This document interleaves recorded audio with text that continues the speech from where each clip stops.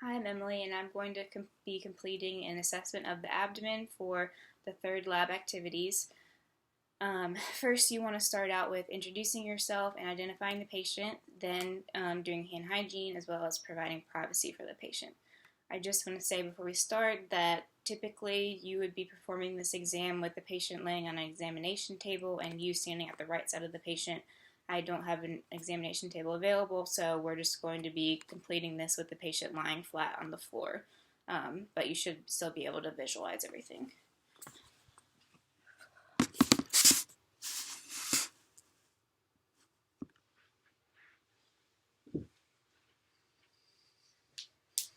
Okay, so to start out, you want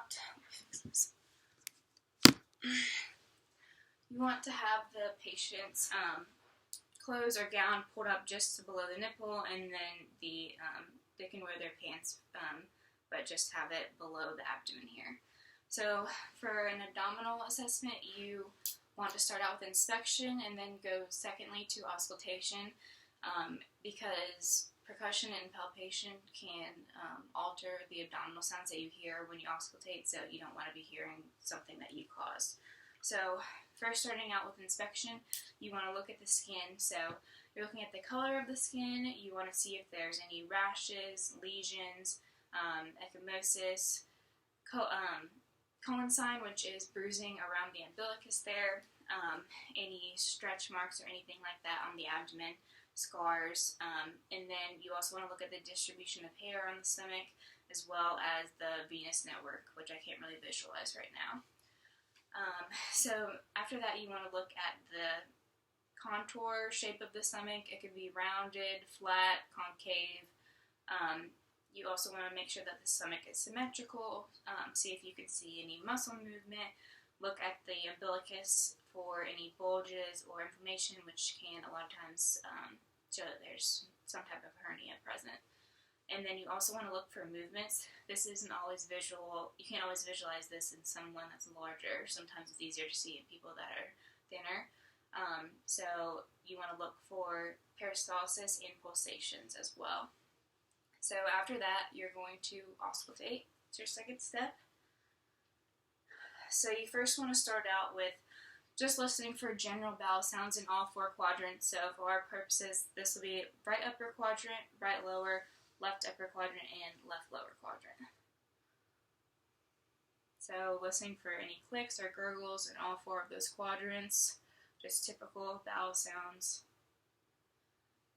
So after you listen in the four quadrants, you also want to listen for any bruits, which is turbulent blood flow.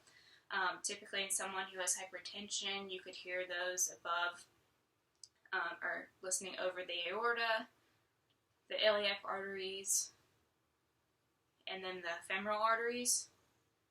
Obviously, you want to be listening directly over skin, not clothes.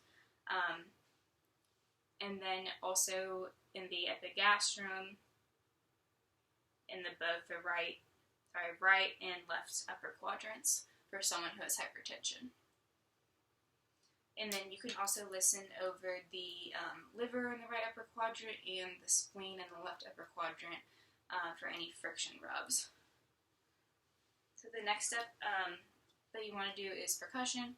So you're just going to start out with general percussion, all four quadrants of the abdomen. Typically, if you're just over the abdomen, you can hear tympany. For example, if there's gas in the stomach or food's moving through, then you'll hear more dull sounds. So organs that you want to percuss, first you'll start with the liver. So you want to start in the mid-clavicular line, which is kind of the right nipple here, and downward. And then you want to start in the right lower quadrant and move up the mid-clavicular line. And you want to listen for the change of sound from tympany to dullness. That shows you the lower border of the liver. And then you want to percuss downward from the nipple until you hear the switch from resonance to dullness. And that's how you tell what the liver span is. Next, you want to percuss the spleen.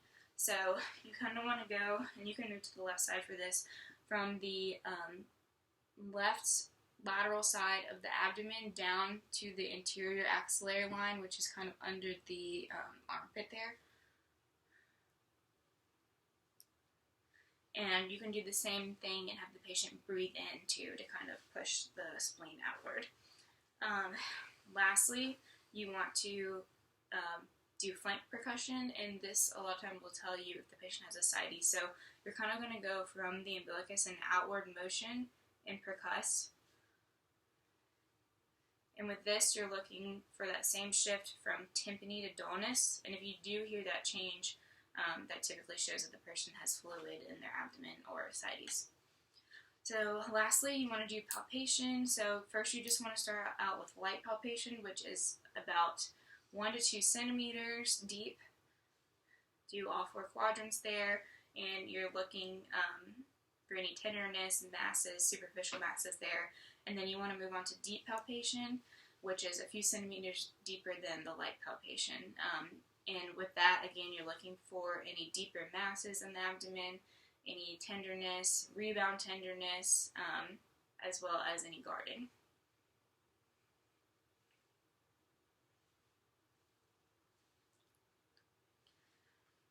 And again, just do the first 4 quadrants there.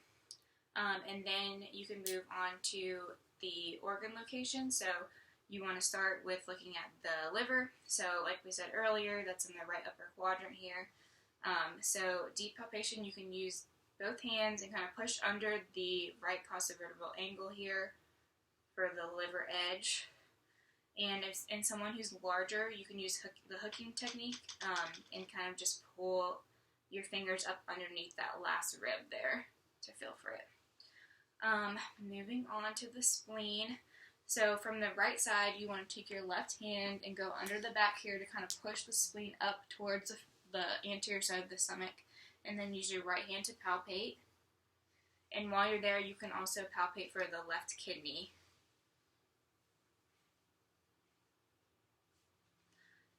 And then another way to look for the spleen is you can have the patient roll over onto their right side, and that just pushes the spleen up against the abdominal wall here and might make it easier to feel.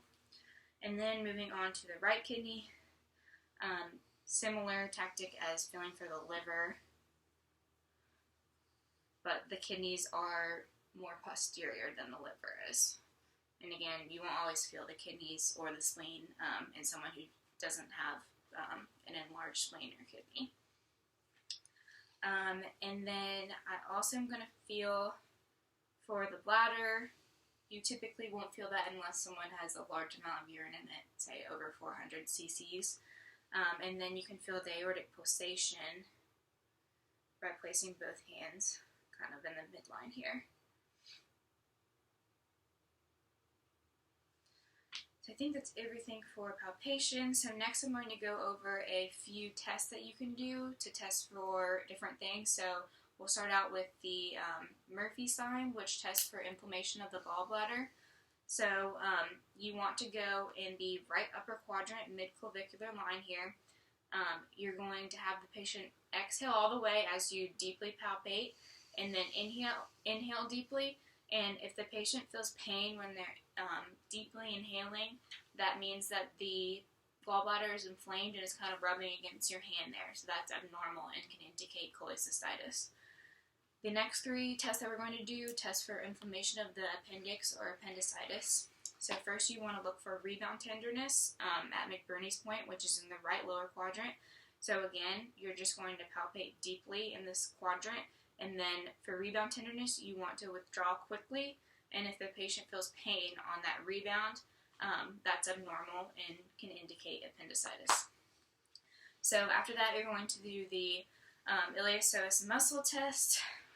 So for that, you can have the patient, there's 2 ways you can test for it. You can have the patient lying flat, and then you're going to take their right leg and bring it up like this, and then with their leg bent like that, you want to have the patient push back this way against your knee, and if they have pain pushing against that pressure, then that can indicate appendicitis as well. And then you can also test for that by having the patient lay on their left side So if you flip over onto your left side and then extending the right leg, so kind of keeping the leg straight but extending it. If they feel the same sensation or pain in the abdomen with that, then that also can indicate appendicitis. So come back to flat lying position, and lastly we're going to assess for the obturator muscle test. For this one, you are going to flex the knee at 90 degrees, again the right knee, and then you're kind of going to internally rotate the thigh, so this will come this way, and then the ankle kind of comes out. And the appendix sits right above the obturator muscle, so when you put stress on that muscle, it can sometimes cause pain there, which also indicates inflammation of the appendix. And that's all I have for now.